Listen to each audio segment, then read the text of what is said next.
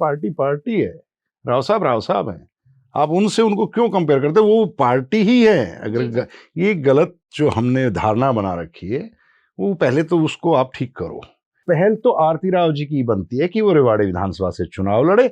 हम तो तब आए थे जब उनकी टिकट पार्टी ने काट दी थी। उनकी अगर टिकट होती तो सबसे पहले स्वागत करने वालों में हम खड़े होंगे। किसी एक के पास रेवाड़ी का मास्टर प्लान हो तो हम साथ देंगे उसका, हम वोट भी देंगे, सपोर्ट भी करेंगे, लेकिन मास्टर प्लान किसी के पास नहीं। सब एक ही चीज ध्यान कर रहे हैं, टिकट मिल जाए, विधायक बन जाए और 5 साल राज कर ले, माल खींच ले जनता का जितना खींचा जाए।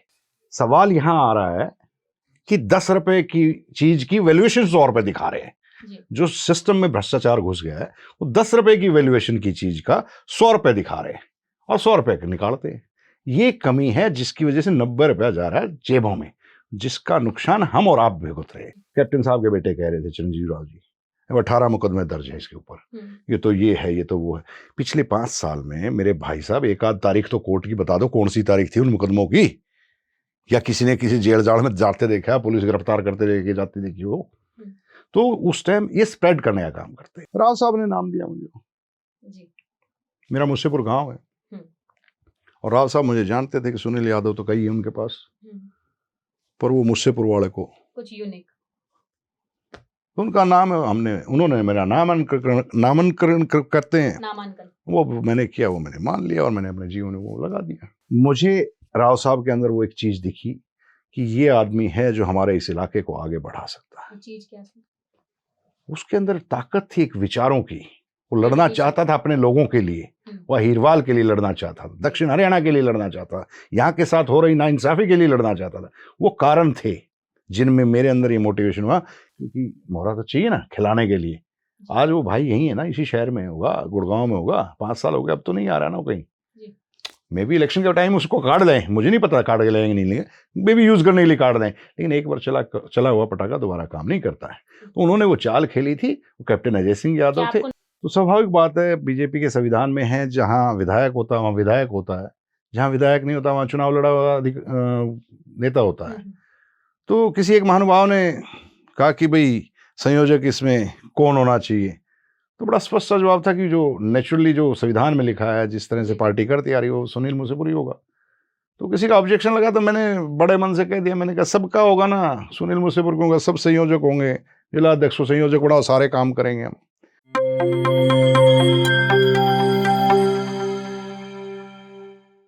नमस्कार, मैं हूं शैली शर्मा और आप देख रहे हैं जेपी हरियाणा। दोस्तों, आज हमारे साथ है भाजपा नेता सुनील मुसेपुर। सर, सबसे पहले आपका स्वागत है। बहुत बहुत स्वागत है आपका भी, आपके दर्शकों का भी धन्यवाद। सभी को चौंकाते हुए 2019 में भाजपा के टिकट पर रेवाड़ी विधानसभा सीट से चुनाव लड़ा था। राव इंद्रजीत सिंह का सिपाही बनकर वोट मांगे थे, लेकिन कुछ वोटों से चुनाव हार गए थे। इस बार भी टिकट की उम्मीद कर रहे हैं। आज हम इनकी आरती यात्रा से लेकर शिव कथा तक की बात करते हैं। सर, सबसे पहले आप यही बताइए, विधानसभा चुनाव नजदीक है, कभी भी घोषणा हो सकती है, आपकी कितनी तैयारी है? देखो, तैयारी एक इंसान नहीं करता, तैयारी करती है पब्लिक, जनता।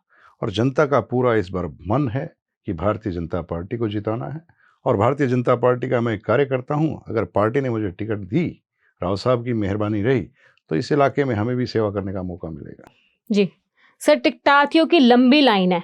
जो पिछले चुनाव में आपके विरोध में थे, वो कुछ भाजपा में आ गए हैं और टिकट भी मांग रहे हैं, तो इससे आपकी टिकट की राह कितनी आसान हुई है? शैली, ये बताओ, आपने कब टिकटार्थियों की लाइन नहीं देखी? मेरे ख्याल आपकी राह कितनी आसान है? राजनीति में अगर टिकटार्थी नहीं है, इसका मतलब वहां क्षेत्र में कुछ कहानी ही नहीं है। जितने ज्यादा टिकटार्थी होंगे उतना ज्यादा इसमें आनंद आएगा आपको। आप अपने टिकट का आधार क्या मानते हैं? मेरी टिकट का आधार पिछले 5 साल जो हम लोगों के बीच में रहे वो, प्लस राव इंद्रजीत सिंह का आशीर्वाद और भारतीय जनता पार्टी की कार्यकारिणी जो डिसाइड करेगी, वो आधार है। जी, मुसेपुर का नाम उन नेताओं में आता है जो भाजपा से ज्यादा राव इंद्रजीत सिंह के प्रति निष्ठा रखते हैं। तो इससे क्या नुकसान होएगा या आपको फायदा होगा टिकट में? आपकी सोच है। निष्ठा आप अपने पिताश्री में रखते हैं ना, आप अपने भगवान में रखते हैं ना, तो अगर मैं रखता हूं तो आपसे इस बात से कोई तकलीफ नहीं होनी चाहिए। पार्टी पार्टी है, राव साहब हैं, आप उनसे उनको क्यों कंपेयर करते? वो पार्टी ही है। अगर ये गलत जो हमने धारणा बना रखी है, वो पहले तो उसको आप ठीक करो। कि राव इंद्रजीत सिंह अलग नहीं है और पार्टी अलग नहीं है, और मेरी निष्ठा अगर राव इंद्रजीत सिंह में है, कुछ तो नफा या नुकसान? नहीं, नफा नुकसान तो भाग्य में जिसके जो होता है हो जाएगा। सवाल ये नहीं है, सवाल ये है कि इस देश की पार्टी है भारतीय जनता पार्टी, जी। उसका मुखिया है नरेंद्र मोदी, उसके बाद है अमित शाह जी, गडकरी जी और नड्डा जी, और उनके साथ है राव इंद्रजीत सिंह जी। तो राव इंद्रजीत सिंह की निष्ठा और पार्टी की निष्ठा अलग अलग है क्या? ये गलत सोच है आपकी। लेकिन ऐसा कहा जाता है कि राव इंद्रजीत सिंह के प्रति आपकी गहरी निष्ठा है, स्वाभाविक तो बात। कहीं ना कहीं आपके विरोधी आवाज तो उठाएंगे ना? विरोधियों की भी तो कहीं निष्ठा होगी ना, उनकी मोदी जी के प्रति होगी, उनकी किसी और के प्रति होगी। ये आपका मानना है, आप किस में अपना देव ढूंढते हैं, ये आपकी वो है, आपकी विल है, आप क्या चाहते हैं। जी। तो मेरी निष्ठा है और रहेगी। जी। उसके बाद पार्टी तो उन्हीं की तो है और किसी की थोड़ी है। चलिए आगे बढ़ते हैं। आरती राव रेवाड़ी विधानसभा सीट से अगर चुनाव लड़ती है तो मूसेपुर का क्या रुख होगा? क्या दूसरी विधानसभा क्षेत्र से टिकट मांगेंगे या फिर उनका ही समर्थन करेंगे? आरती राव जी पिछले 2 बार से 2014 से 2019 से रेवाड़ी विधानसभा को प्रथम स्थान पे रख के टिकट मांग रहे हैं। पार्टी ने नहीं दिया, तब मेरे को दिया गया था जी। तो पहल तो आरती राव जी की बनती है कि वो रेवाड़ी विधानसभा से चुनाव लड़े। हम तो तब आए थे जब उनकी टिकट सरकार ने और पार्टी ने काट दी थी। उनकी अगर टिकट होती तो सबसे पहले स्वागत करने वालों में हम खड़े होंगे और पूरा कोई चुनाव नहीं लड़ेंगे। हम कहीं से नहीं लड़ेंगे, ना वहां से लड़ेंगे ना यहाँ से लड़ेंगे। आरती जी का पूरा सहयोग करेंगे और उनके लिए काम करेंगे। उन्हीं के लिए काम कर रहे हैं पिछले 20 साल से। कहा जाता है भाजपा एक अनुशासित पार्टी है, लेकिन पिछले चुनाव में आपने भीतरघात का आरोप लगाया था। राव इंद्रजीत सिंह ने भी बिना नाम लिए जयचंद कहकर विरोध जताया था, विरोधियों पर निशाना साधा था। सबको पता, क्या ये स्थिति अभी भी बरकरार है या इसमें कोई बदलाव आया है? बहुत कुछ बदलाव आया है। नदी में बहुत पानी बह चुका है। उनको भी समझ में आ गई है कहाँ खड़े हो, उनको भी समझ में आ गई अगर नुकसान करोगे तो अपना ही करोगे।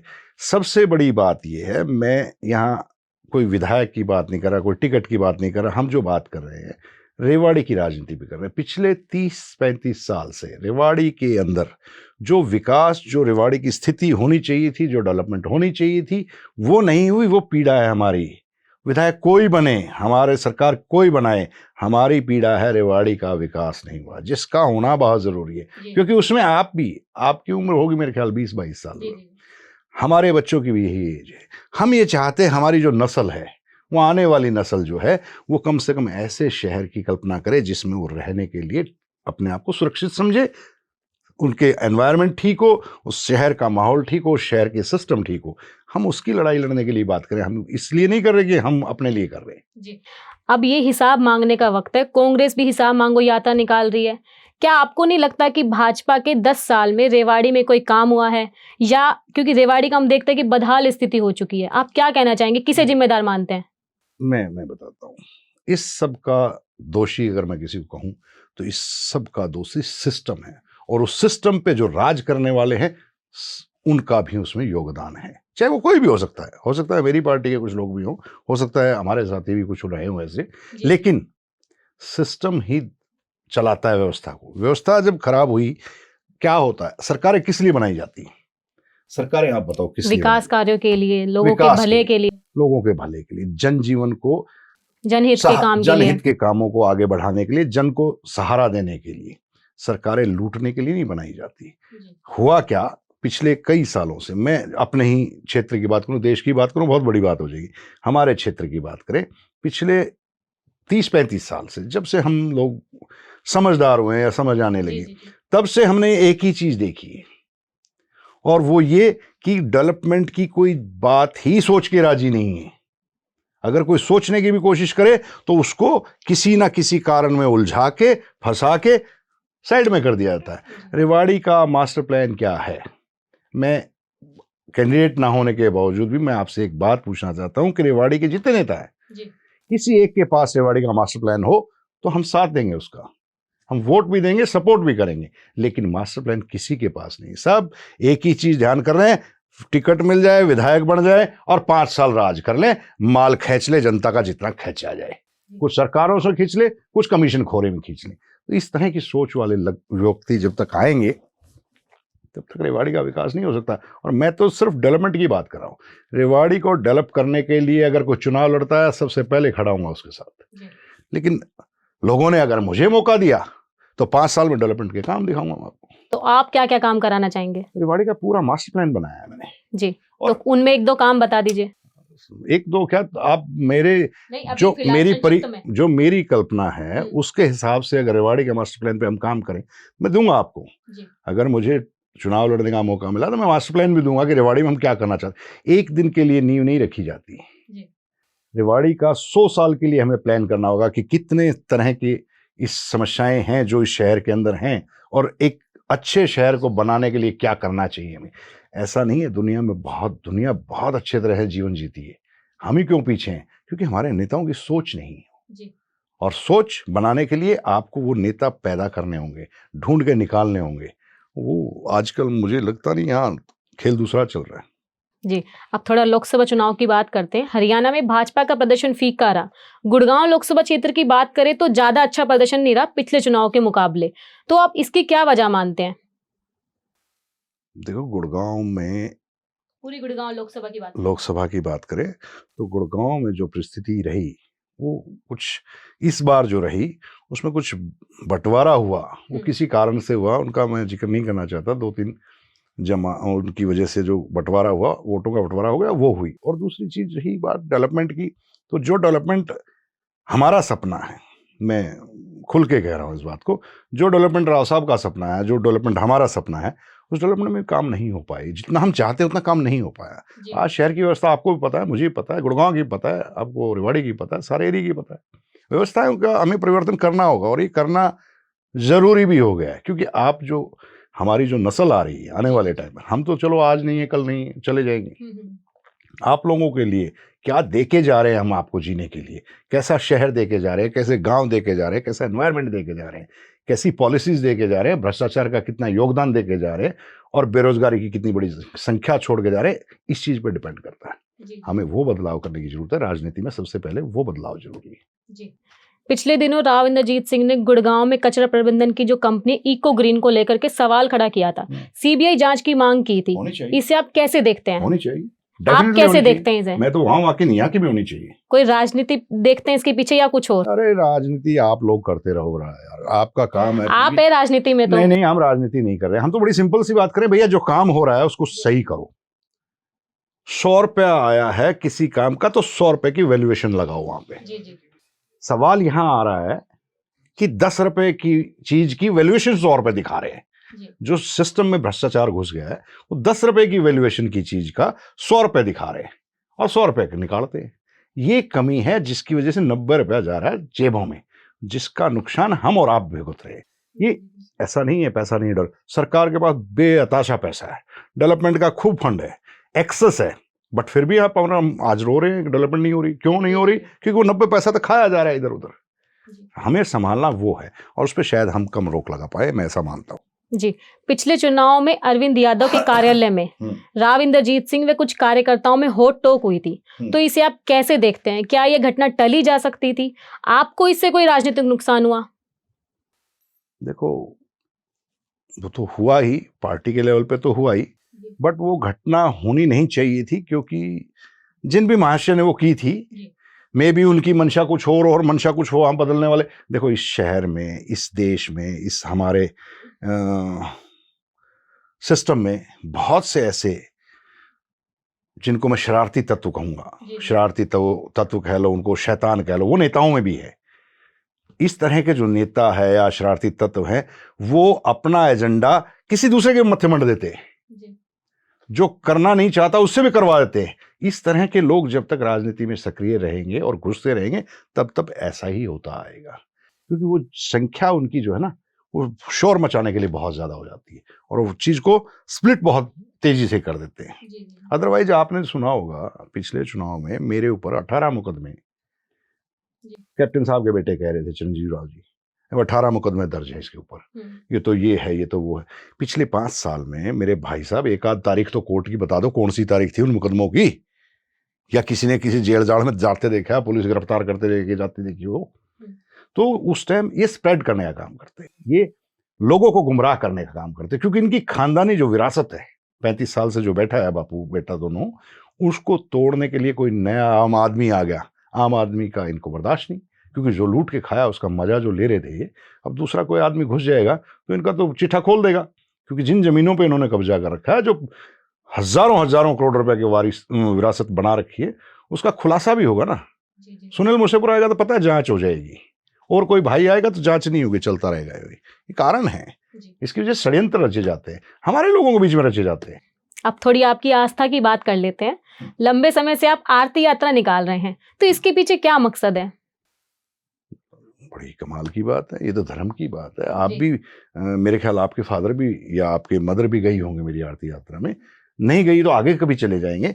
धर्म के काम पे दरअसल क्या हुआ, हम लोग ये सोचते हैं कि किसी की भावना है जाने लेकिन की। राजनीति से पहले तो आरती यात्रा नहीं निकल रही थी। राजनीति से पहले नहीं निकल रही थी, क्या करता था वो छोड़ दो ना उन बातों को। तो अभी बताइए, फिर आप मकसद बताइए। चलिए, मकसद क्या लिया, क्या दिया उन्होंने, बताओ, आप ही बताओ क्या लिया मैंने आपसे उनसे? जानना है हमें।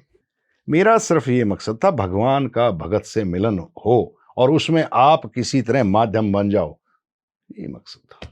और आज भी यही है, भगवान का भगत से मिलन हो जाए, उसकी आत्मा शांत रहे कि हाँ भगवान से मेरे दर्शन हो गए और मैं उसका माध्यम बन जाऊं, यही सब, बस सब कुछ था जो था, इससे फल तो कुछ नहीं। आपने पंडित प्रदीप मिश्रा को बुलाया था, भव्य आयोजन हुआ था। कई लोगों ने कहा कि चुनाव में वोट पाने के लिए आयोजन किया गया।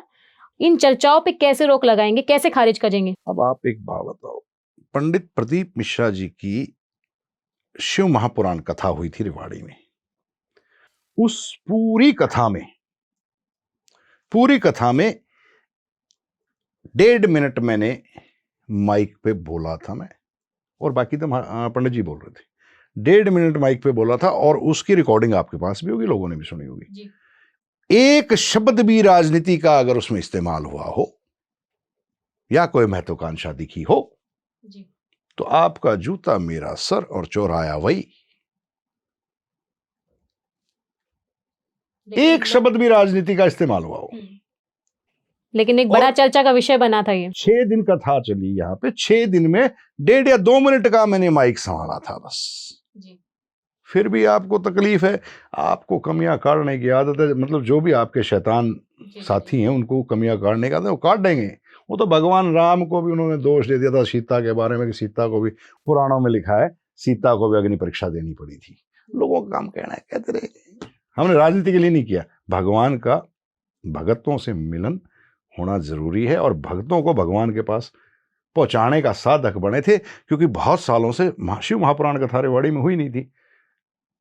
हमारे धर्मपत्नी ने कहा कि अगर ये कथा हो जाए तो और अच्छा लगेगा मुझे, क्योंकि वो शिव पुराण पढ़ती रहती है। तो उसने कहा, तो मैंने कहा ठीक है कर लेते हैं, इसमें क्या खास बात है, आप भी कर सकते हैं। अभी होने वाली सितंबर में और भी बहुत से लोगों को कहूँगा, सब करिएगा। और मैंने सबके लिए कहा था कि सब आइएगा, आनंद लीजिएगा, और सबके परिवार से आए हैं लोग। एक और का आपको मैं जो आपके नॉलेज में नहीं हो बता देता हूँ, जिन लोगों ने क्वेश्चन उठाए उनके परिवार के सदस्य वहां बैठे थे सारे। जी। अब थोड़ा दर्शकों को सुनील मूसेपुर की राजनीति से पहले और बाद के बारे में आप बता दीजिए कि सुनील मूसेपुर, पहले सुनील थे और फिर मूसेपुर बन गए, सुनील मूसेपुर पूरा नाम बन गया। तो इन सब के बारे में बताइए, राजनीति में आना कैसे हुआ, कैसे मन बना? सुनील मूसेपुर तो अक्टूबर 2019 को रात को 10:30 बजे बना। उससे पहले तो सुनील यादव था वो। रही बात कैसे सरनेम चेंज करने का मन बनाया, मूसेपुर क्यों लगाया? राव साहब ने नाम दिया मुझे। मेरा मूसेपुर गांव है और राव साहब मुझे जानते थे कि सुनील यादव तो कई है उनके पास, पर वो मूसेपुर वाले को कुछ यूनिक, उनका नाम है, उन्होंने मेरा नामांकन करते हैं, वो मैंने किया, वो मैंने मान लिया और मैंने अपने जीवन में वो लगा दिया। जी।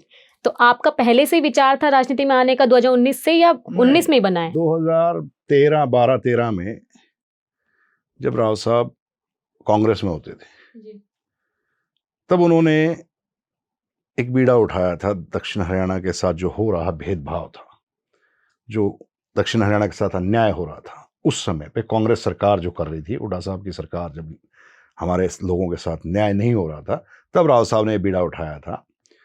उस टाइम मैं गुड़गांव में काम करता था, तो मैं राव साहब से जुड़ा हुआ तो मेरा पूरा खानदान है। पीढ़ियों से राव साहब के साथ हैं, लेकिन मैं राजनीतिक तौर पे उनसे इस तरह से मिलना जुलना आना जाना सब राजनीतिक तौर पे नहीं था। बट मुझे राव साहब के अंदर वो एक चीज दिखी कि ये आदमी है जो हमारे इस इलाके को आगे बढ़ा सकता है। चीज क्या थी?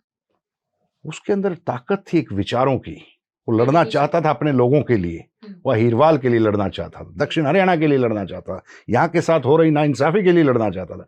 वो कारण थे जिनमें मेरे अंदर ये मोटिवेशन हुआ, यार सुनील धंधा तो बहुत कर लिया, जिंदगी में करते रहेंगे, लेकिन ये शख्स है जो हमारे इस इलाके को बचाना चाहता है और इसको आगे बढ़ाना चाहता है। और हमारा नेता, मतलब इससे ऊपर मुझे दिखाई नहीं दिया अहिरवाल में कोई नेता, क्योंकि सब एमएलए बनते थे, सब लोभी लालची, सब अपने माल इकट्ठा करो, दुकानें बनाओ, सबने जो जिन जानती हैं आप सबका नाम। तो मुझे उसमें वो ताकत दिखी, वो होता ना इंप्रेशन दिखता है कि हाँ भाई ये आदमी तो कर सकता है बहुत कुछ। तो हम राजनीति में राव साहब के साथ जुड़े थे, दैट्स इट। उसके बाद हम काम करते चले गए, अपने बनने की सोच ही नहीं थी कभी, उनके साथ काम करते चले गए। चुनाव लड़ने की सोची थी कभी? नहीं, विचार ऐसा था ही नहीं। यही था कि भाई अच्छे लोग आएंगे, राव साहब हमारे दक्षिण हरियाणा के सीएम बनेंगे और इलाका संपन्न होगा, इलाके का विकास होगा। विकास चाहते थे, हम कोई एमएलए एमपी बनने थोड़े आए थे, हम तो विकास की देखने आए थे कि जिस शहर में हम रहे, जिस शहर में हमारी प्योद रहेगी, हमारे बच्चे रहेंगे, वो शहर कम से कम ऐसे हों जिसमें रहने लायक हमें खुशी महसूस हो कि हम यहाँ रहते हैं, हमें भागने की जरूरत ना पड़े कहीं बाहर। ऐसा सोच के हम आए थे। अगर आप, एक सवाल है अन्यथा न ले तो, पिछले चुनाव में आपके भाई संपूर्णानंद ने आपके चुनाव में विरोध प्रदर्शन किया था, आपको उससे नुकसान हुआ था, शायद 1,500 वोटों से आप हारे थे, तो क्या मानते हैं आप? क्या मानता हूँ, क्या लगता है क्यों ऐसा, क्यों किया उसने ऐसा? आपके भाई थे, परिवार से थे। ये सवाल तो आपको उससे पूछना। दरअसल क्या होता है, वो खेल रहा था किसी के हाथों में, उसको खिलाने वाले थे, क्योंकि जिनकी सत्ताएं हिल रही थी, जो सिंहासन पे 35 साल से बैठे थे, वो हिल रही थी उनकी सिंहासन। उनको पता था आम आदमी आ गया है, और जब आम आदमी आता है तो टक्कर बहुत तेज देता है, और उसके अंदर कोई कमी नहीं थी उस आम आदमी। तो ऐसा ढूंढ के लाओ कोई मोहरा, क्योंकि मोहरा तो चाहिए ना खिलाने के लिए। आज वो भाई यही है ना, इसी शहर में होगा, गुड़गांव में होगा, 5 साल हो गए, अब तो नहीं आ रहा ना कहीं। मे भी इलेक्शन के टाइम उसको काट दें, मुझे नहीं पता काट के लेंगे नहीं लेंगे, मे भी यूज करने के लिए काट दें, लेकिन एक बार चला हुआ पटाखा दोबारा काम नहीं करता है। तो उन्होंने वो चाल खेली थी, वो कैप्टन अजय सिंह यादव थे। नुकसान हुआ था? स्वाभाविक बात है, उसने माहौल खराब किया था। जो लोग नहीं जानते थे, जो महिला मुझे नहीं जानती थी, वो सोच रही थी यार इसका सगा भाई कह रहा, पता नहीं क्या कह रहा है, सही होगा। तो वो नुकसान स्वाभाविक बात होता है, वो आपको भी होगा, मुझे भी होगा, और राजनीति में नहीं वैसे भी होगा। अगर पड़ोस वड़ोस में भी कह देंगे तो भी गंदी बात तो गंदी होगी। वो डिपेंड करता है कि आपकी मानसिकता, सोच क्या है। उनकी सोच जिस तरह की थी, उन्होंने यूज कर लिया उसको, बट साबित करके दिखाना होगा कैप्टन साहब। बिठाना तो बहुत आसान था, साबित करना आपका नहीं बस की है। जिस दिन कर दोगे शहर छोड़ जाऊंगा, जिस दिन साबित कर दोगे। लेकिन मैं आपके बारे में बहुत कुछ कह सकता हूं, लेकिन मैं आपकी तरह हरकत नहीं करता। आपकी शिव कथा को लेकर बात करते हैं। आपकी कथा में आरती राव आई थी, लेकिन केंद्रीय मंत्री राव इंद्रजीत सिंह नहीं पहुंचे थे, क्या कारण मानते हैं? ऐसा कुछ नहीं है, आरती राव आ गई, राव साहब आ गए, राव साहब आ गए, आरती राव आ गई, मैडम आ गई, कोई भी आ जाए वो पूर्ण है। ये आपके दिमाग की उपज हो सकती है कि कोई कौन आया कौन नहीं आया, लेकिन पब्लिक का सवाल है कि वो क्यों नहीं पब्लिक का मौजूद? कोई सवाल नहीं है, पब्लिक का कोई सवाल नहीं, पब्लिक का तो लेना देना नहीं है। पब्लिक तो शिव महापुराण सुनने आई थी। लेकिन जो राजनीति से जुड़े लोग हैं उनकी तो इच्छा होती है जानने की। उनकी इच्छा है तो वो अपनी पूर्ति कर लें कहीं और से, यहाँ उनकी ये दाल नहीं गलने वाली। आरती जी या राव साहब मैं अलग नहीं समझता, कोई भी आ जाए हमारे सम्मान की बात है, तो आए ही, ऐसा नहीं। पिछले दिनों मोहनलाल बडोली आए थे, भाजपा कार्यकर्ताओं की बैठक हुई थी। 18 अगस्त तो सीएम नायब सैनी आने वाले हैं, तो आपके ही कोई पार्टी के नेता ने बोला था कि आपने संयोजक बनने से इनकार कर दिया। नहीं, ऐसा नहीं है। दरअसल हमारी पार्टी की मीटिंग में ये बात रखी गई थी कि इसका संयोजक कौन होगा। तो स्वाभाविक बात है, बीजेपी के संविधान में है, जहां विधायक होता है वहां विधायक होता है, जहां विधायक नहीं होता वहां चुनाव लड़ा हुआ नेता होता है। तो किसी एक महानुभाव ने कहा कि भाई संयोजक इसमें कौन होना चाहिए, तो बड़ा स्पष्ट सा जवाब था कि जो नेचुरली जो संविधान में लिखा है, जिस तरह से पार्टी करती आ रही है, वो सुनील मुसेपुरी होगा। तो किसी का ऑब्जेक्शन लगा तो मैंने बड़े मन से कह दिया, मैंने कहा सबका होगा ना, सुनील मुसेपुरी होगा, सब संयोजक होंगे, जिला अध्यक्ष संयोजक बड़ा सारे काम करेंगे हम। सबकी फोटो इकट्ठी लगाओ, सारे कुर्सी पे बैठेंगे। हम भारतीय जनता पार्टी के सिपाही हैं, इस बात के नहीं है कि संयोजक ये है कि संयोजक वो है। संयोजक कोई भी हो, भारतीय जनता पार्टी कमल निशान, एक ही चुनाव चिन्ह है हमारा, और उस चुनाव चिन्ह के ऊपर जो हमारे साथ हैं वो सब एक स्टेज पे बैठे, एक मंच पे बैठे, एक मंच पे लोगों को इन्वाइट करें, वोट मांगे। अब समापन की ओर बढ़ते हैं। मान लीजिए अगर आपको रेवाड़ी विधानसभा से दोबारा टिकट मिल जाती है तो आपका आगे का क्या रोड मैप होगा, क्या आप रेवाड़ी को देना चाहेंगे? मैं टिकट मिले ना मिले ये सवाल ही नहीं है। सवाल ये है कि हम रेवाड़ी को डेवलपमेंट में क्या योगदान कर सकते हैं, लोगों को किस तरह के नेता को आगे लाना चाहिए, कि रेवाड़ी की डेवलपमेंट के लिए वो क्या विजन रखता है, क्या प्लान है उसके, और क्या कर सकता है वो। कुछ लोग ऐसे हैं जो कहेंगे हम पार्टी के हिसाब से ही चलेंगे, जो पार्टी ने नीतियाँ बना, नहीं, पार्टी नहीं बनाती नीतियाँ, नीतियाँ लोग बनाते हैं, और लोग वो बनाते हैं जिनको नीतियों के बारे में पता होता है, पॉलिसीज क्या बनानी चाहिए हमारे डेवलपमेंट के लिए, हमारे इलाके को क्या नीड है और किस तरह से हमें डेवलप करना है, वो बनाते हैं। हम उन पिछलग्गुओं में नहीं है कि जो नीति बना दी उस पर चलते रहेंगे। हम उन लोगों में हैं जो क्रिएटिव करना जानते हैं, जो इनोवेटिव करते हैं। इनोवेटिव हमारे बीच में नेता नहीं है, हमारे नेता एक लाइन पे चलने वाले हैं, दैट्स इट। किन्हीं विकास कार्यों में बता दीजिए, इसीलिए विकास पीछे। कोई विकास कार्य बता दीजिए, एक दो, क्या कराना चाहेंगे? रेवाड़ी में बहुत काम की जरूरत है, रेवाड़ी के अंदर तो बहुत ज्यादा काम की जरूरत है। इतनी जरूरत है कि रेवाड़ी को पूरी को सारी को सिस्टम से डेवलप करके और दोबारा शहर बनेगा एक तरह से। ऐसा नहीं है घर तोड़ने पड़ेंगे, घर सब वही रहेंगे, लेकिन जो हमारे सरकारी सुविधाएं, देखो सरकार का काम क्या होता है, बेसिक फैसिलिटीज देना, और हमारे पास बेसिक फैसिलिटीज है ही नहीं। सीवर नहीं है, पानी नहीं है, नाली नहीं है, सड़क नहीं है, ग्रीनरी नहीं है, और बहुत सी चीजें जो पब्लिक के यूज की वो नहीं है जी। तो उन चीजों का काम करना है हमें। रेवाड़ी को नगर निगम बनाने की बात चली है, आप क्या कहना चाहेंगे? नगर निगम अपने आप बन जाते हैं जब आपकी चीजें ठीक हो जाती हैं। नगर निगम बना के टैग लगा के आप ये साबित करना चाहते हैं हमने बहुत बड़ा तीर मार लिया। नगर निगम बनाएंगे, लेकिन जो नगर पालिका की चीजें हैं, जो शहर की बेसिक सुख सुविधाएं हैं, हम वो तो पूरी कर दे पहले जी। नगर निगम बना ना, गुड़गांव भी बना, मानेसर भी बना, लेकिन डेवलपमेंट नहीं हो पाई। क्यों? क्योंकि नगर निगम में भी तो अधिकारी ही हैं, सिस्टम में तो सिस्टम ठीक कर दो, आप कहीं कुछ करने की जरूरत नहीं, पंचायतें बहुत अच्छा काम कर लेंगी। भ्रष्टाचार तो छोटी इकाई में भी हो सकता है। छोटी इकाई में नहीं, बिल्कुल छोटी में शुरू होता है। समस्या तो जो जड़ है आप उस पर नहीं जा रहे। निगम बना दो, शहर बना दो, राजधानी बना दो। डेवलपमेंट करने के लिए आपको प्लानिंग बनानी पड़ेगी सबसे पहले, प्लानिंग के बाद उसमें इम्प्लीमेंटेशन करना पड़ेगा, इम्प्लीमेंटेशन ईमानदारी से करना पड़ेगा। सबसे पहले ये स्टेप है, इनको पूरा करो, उसके बाद बात करेंगे आगे की जी। Thank you. धन्यवाद। धन्यवाद।